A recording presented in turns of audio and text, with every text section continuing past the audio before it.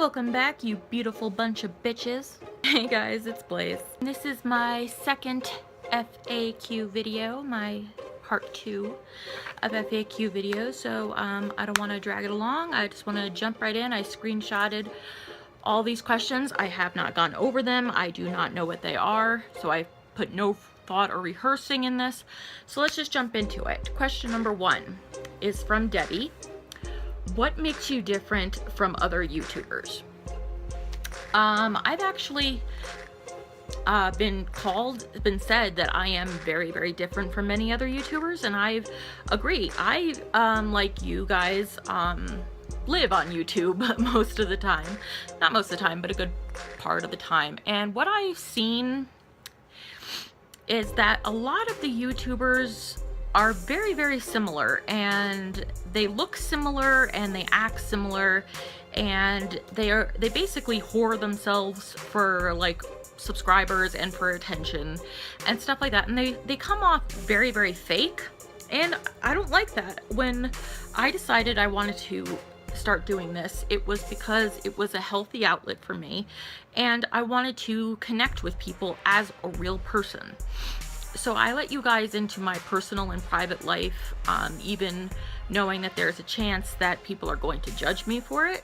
I don't like being judged for it, but knowing that there's always that person who's going to judge you for it. I think there's just a loose hair here. I think I connect with people who are, like I said, like I treat my subscribers like human beings and how I would want to be treated. I converse with you through comments and through emails and messages on Instagram and everything like that.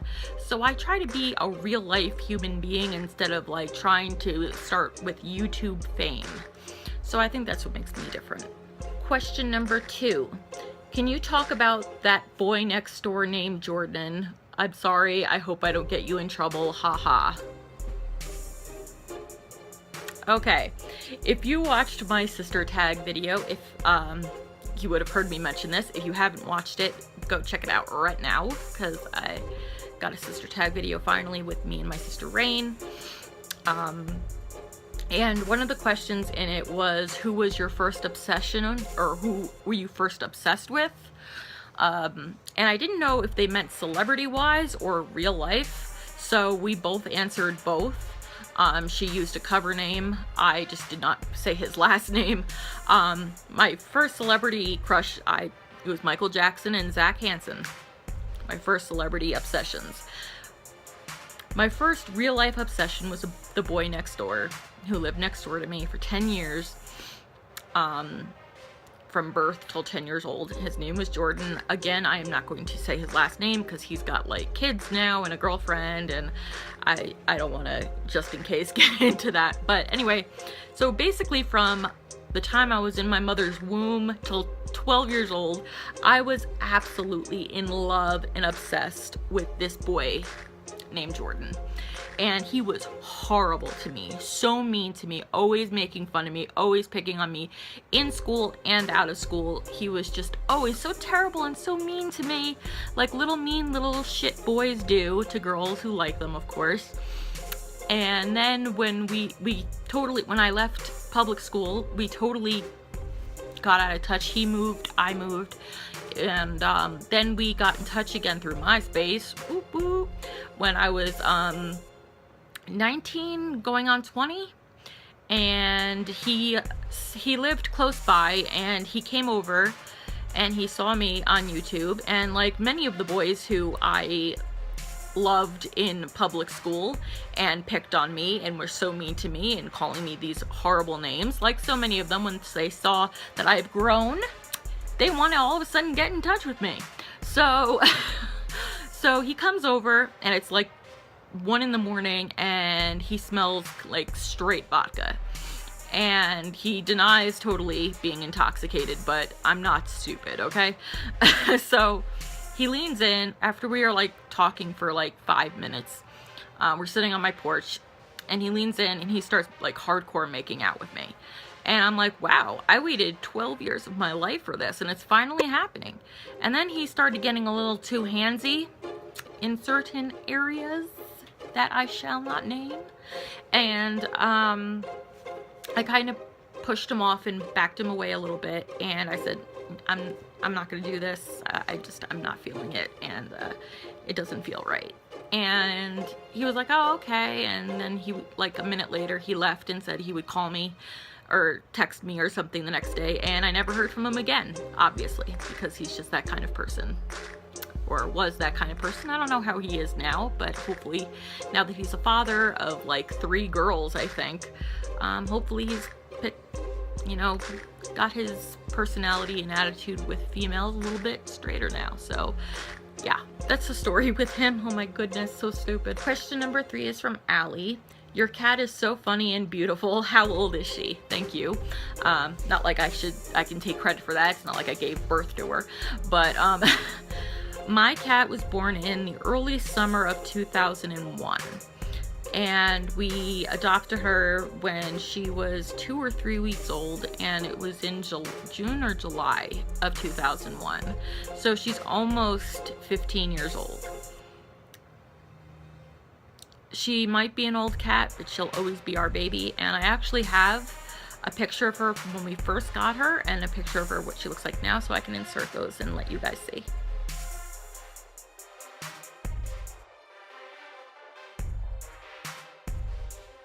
Don't let that face fool you. She's a seed from Satan. Question number 4. Hey Blaize. Hi. I've watched your panic attack / phobia videos. If you could go back to your younger self when you first started having panic attacks, what advice would you tell yourself? Love, China. Wow, that's a good question, and I'm sure I've thought of this plenty of times. Just adjust this a little better. I would go back and I would tell myself to breathe better, that don't worry, you're not going to be sick. You're not going to get sick, since that's what started my panic attacks, was my emetophobia, which is the extreme severe phobia of vomiting or anything to do with that. I would tell myself that it is much more common than I think, that you're not what kids are calling you. You're not retarded. You're not a freak. You're not a loser. You know, nothing is seriously wrong with you. You're fine. Just work on your breathing, that this episode is going to pass. I mean, I can't lie to myself and tell me that it's going to get better with time, like so many people promised me, because it didn't get better. It's only progressively gotten worse through the years. But I would definitely tell myself, you know, that it's much more common than I think, and that nothing is severely wrong with me. I'm not sick. I'm not gonna be sick anytime soon. So you know, I think that's pretty much what I would tell myself. This question number 5, is from Jackie. If you had to choose just to have one in your life to watch forever, would you pick the Tudors or the Borgias? Jackie, what have I ever done to you? Why you gotta do this to me, Jackie? I'm just kidding. That's a really, really tough question to answer. They both mean so much to me, not just as shows, but memory-wise and sentimental meaning. Which one, if I had like a gun to my head and I had no choice but to pick one of them or to like die, I'd pick the Tudors. It has more sentimental meaning. Obviously I've been watching it longer because it came on before the Borgias. I absolutely adore the Borgias. It's one of my favorite shows in history, and I really don't like having to pick one, just one of them. But I guess if I had no other choice, I'd pick the Tudors. Question number 6 is from Joey. What are your pet peeves? I've been for the past couple months writing in my journal, my YouTube video journal, where I just jot down what I'm going to be doing in videos and stuff like that, and taking notes. I actually have been working on a list of pet peeves, so I'm just going to go into like a few of them. One of my number 1, these little muffas, okay? This is a cheap embry board nail file, which is pretty much just a popsicle stick with sandpaper on it. I don't like touching it. I can't touch these or hear the sound of these. It is worse than nails on a chalkboard for me. I get actually physically nauseous. I get chills for like ever after somebody does this. Every time I'm around my mother and she's filing her nails with one of these little things, she has to tell me to close my ears because I just cannot stand it. I don't know why. This only developed when I was like 13, 14 years old. Nail buffers, I have no problem with. I have no problem with nail buffers, or even thick versions of these, I have a less problem with. But just these, please don't make me listen to it. Please, I'll do it really quick. Fuck, get out of my life, get out of my life. Good Lord. Jesus H. Christ. Another huge pet peeve is something I've had to encounter in my life many times by many different people, all of which are girls, is when somebody has to constantly one-up you. Even if it's in a negative light, they have to one-up you on everything. Let's call, I really hate talking about both of these girls. Let's call the first one Tammy. True story, we're in my friend's house and Tammy is there and I'm telling a story and she has to go up and one-up me in a negative way. Like me talking about having mono, which I did when I was 21.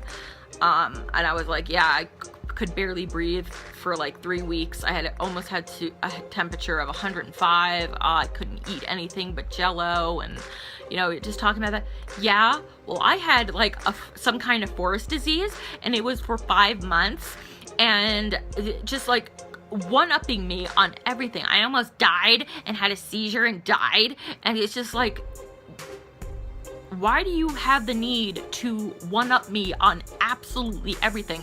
This bitch even told me she knew my family members better than I did because she went to high school for a couple years with one of them. How are you going to tell me you know my family better than me? You're even one-upping me on that? And I had another girl in my life who, when it came to sicknesses, had to one-up me on everything and everything that I knew about medical stuff, because I do know a shit ton of medical stuff. She had to go, oh, I know, but you're actually kind of wrong when it comes to this. And I kind of wasn't wrong, and she just, people who have to constantly one-up you no matter what light it is in, positive or negative, somebody who has to one-up you on absolutely everything, that is a huge pet peeve for me. Another pet peeve, now I've dated 2 guys who were smokers, okay? But another pet peeve of mine is when I'm out in public or I'll be, you know, with my mom or whoever, and we'll be close to the door leading outside, so where you enter and where you exit. And when somebody who is just tossed their butt comes in, and a poof, it just goes right into your freaking face. Now, I don't mind that you're a smoker. If you want to slowly kill yourself, that is your decision. But at least have the decency to air yourself off a little bit, or at least take the last puff outside before you come indoors, where there are people who have asthma, there are people who are allergic to cigarette smoke, like my mother. It's really annoying and a really big pet peeve that you just don't have the decency to just kind of shake your shirt off and put a Tic Tac in your mouth and take the last puff outside. Why do you gotta do it inside the store? That just, I don't know, it irks me. Last pet peeve I'll do, because I got millions, but this is more towards my OCD. But another pet peeve of mine is if the volume on the television or computer, whatever it is not ending in a 0 or a 5. Like, it has to be 20 or 25. It cannot be 22, 23, 24. That kind of thing I go insane about. And if I'm watching TV in somebody else's room and they need it louder or they need it softer, it's like they put it on 22 and I'll like because I'm like, can you just make it a 0 or a 5? I don't care if I can't hear it and you got to put the captions on. I just need it to end in a 0 or a 5. I don't know why. This question is question number 6 from Kenya. If you had 3 wishes, what would they be?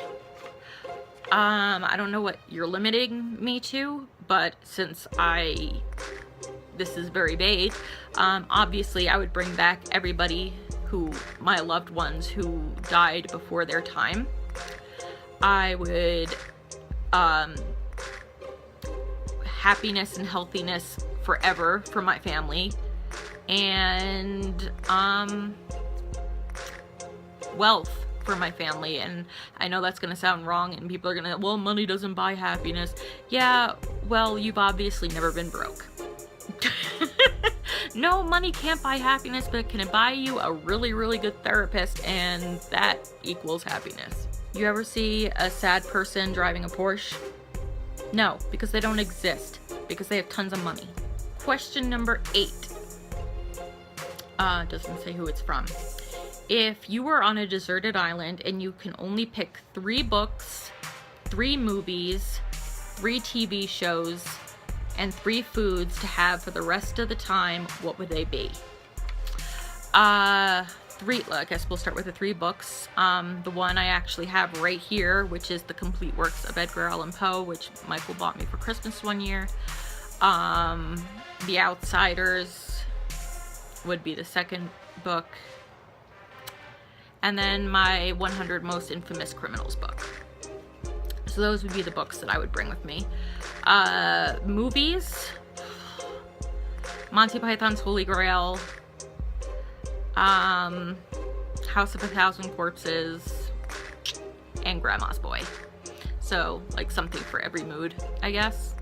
TV shows, True Blood, either the Tudors or the Borgias. I'm not entirely sure. And South Park. And the 3 foods that I would bring: pizza, some kind of potato, any form of potato, and pickles. Question number 8 is from Alyssa. Hi Blaize, I love your channel. Give me a shout out. What? Her name's Alyssa. I don't know. Dude, it's like 2 a.m. So, and I'm not doing that great. So, let's see. Where was I? I just lost my freaking place. Oh, here we go. Jeans or sweatpants? That is easy. Sweatpants. 24/7.